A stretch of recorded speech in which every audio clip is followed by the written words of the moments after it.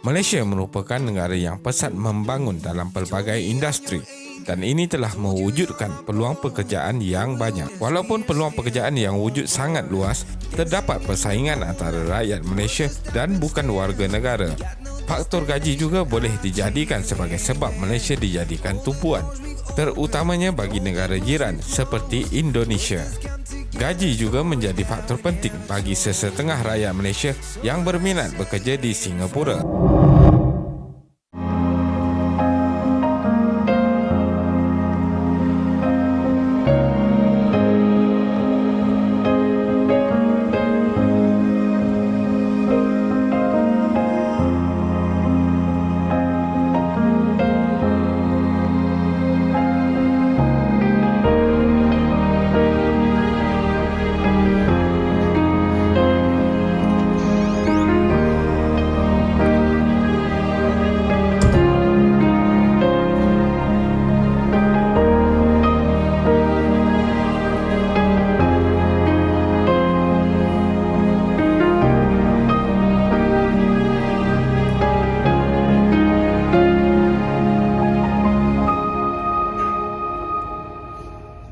Selamat pagi semua.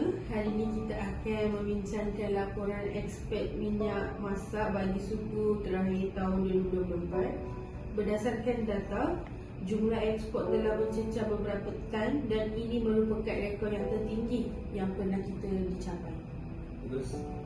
Betul, jumlah ini melebihi angka bagi suku kedua tahun 2023 sebanyak 20% dan juga lebih tinggi 5,877 tan atau 25% berbanding suku ketiga tahun yang sama. Bagus, sangat bagus dari peningkatan dari segi jumlah yang dibentang oleh Syarbina.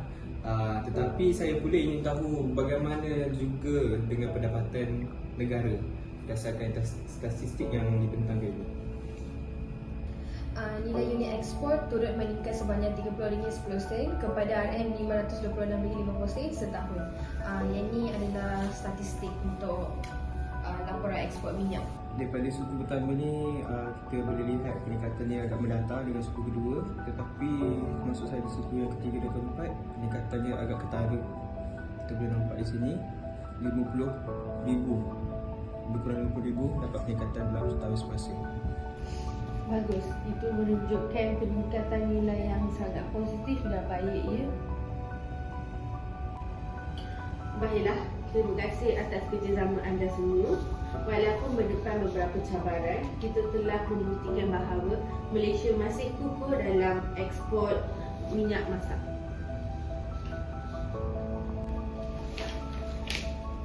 Betul tu, dengan strategi kerajaan yang kita baru bentangkan tadi dan semangat bekerja tempatan seperti yang lain-lain, kita boleh pulihkan pendapatan yang hilang.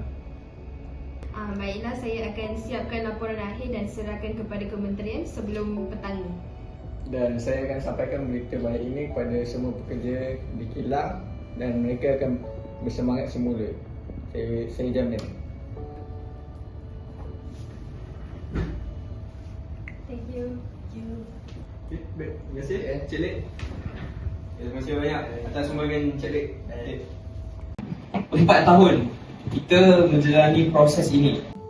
Okey, untuk gaji pekerja yang belum dapat pendapatan, kita lihat pada tahun 2025 sebanyak 50% pekerja yang kurang mendapat pendapatan mereka. Jadi bila kita lihat pada tahun 2025 kita mendapat jumlah ekspor yang banyak, tetapi kepada pekerja-pekerja kilang tidak mendapat gaji yang mencukupi untuk menjana keperluan harian mereka. Jadi kita dapat lihat terdapat inflasi yang sangat ketara pada pekerja-pekerja kilang ini. Jadi untuk peningkatan keluar pengeksportan minyak ke luar negara pula, kita boleh lihat pada tahun semasa sebanyak 50,000 pengeluaran pada tahun 2025. Jadi peningkatannya agak bagus, tetapi kita ada satu masalah, iaitu pekerja kita tidak mendapat gaji yang mencukupi. Itu yang kita perlu atasi buat masa sekarang ini.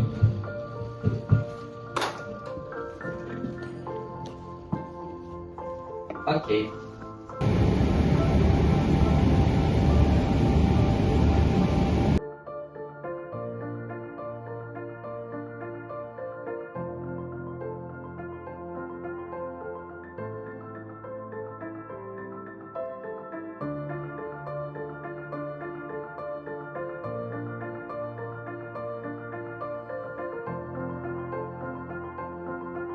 Inilah keadaan sebenar Sun.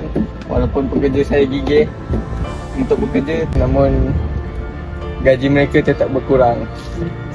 Dan saya harap kerajaan dapat bantulah dalam sektor ini. Saya faham yang ini adalah bukti-bukti yang pekerja yang tengah tertekan. Syafina tolong catat dia.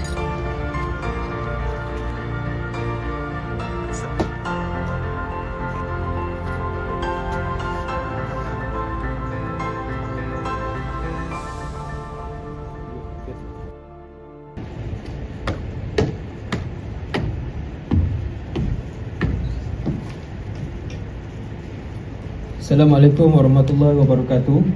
Terima kasih kepada sidang media yang sudi hadir pada pagi ini. Bismillahirrahmanirrahim. Assalamualaikum warahmatullahi wabarakatuh. Saya sebagai wakil kerajaan telah membentangkan satu plan khas bagi perbelanjaan perkhidmatan yang melibatkan peruntukan barangan asas negara. Langkah ini diambil untuk menstabilkan sektor ekspor minyak masak serta membantu rakyat yang terjejas akibat kejatuhan harga di pasaran dunia. Jadi itu saja daripada saya.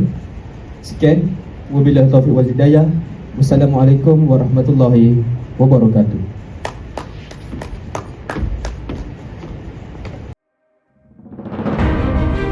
Penerima bantuan sumbangan asas Rahmah Sara menzahirkan rasa syukur dengan mekanisme kredit automatik ke dalam MyKad yang diperkenal Kerajaan Madani. Fazila Ahmad, seorang penerima bantuan, berkata bantuan RM100 sebulan itu banyak meringankan bebannya sebagai pembantu penyedia makanan. Dengan duit Baik, tiap individu, maknanya kalau suami isteri ada 2 anak, RM400 itu keluarga. Kalau suami isteri RM200.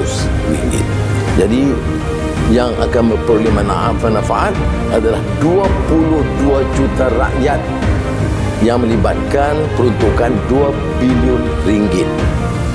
Ini peruntukan tambahan daripada 13 bilion untuk SARA dan STA.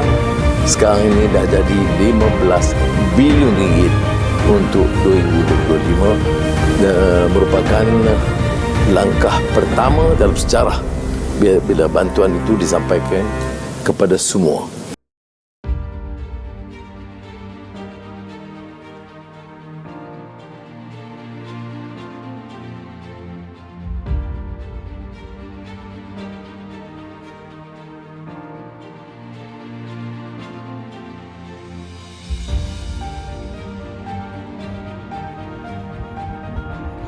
Dan saya akan sampaikan berita baik ini kepada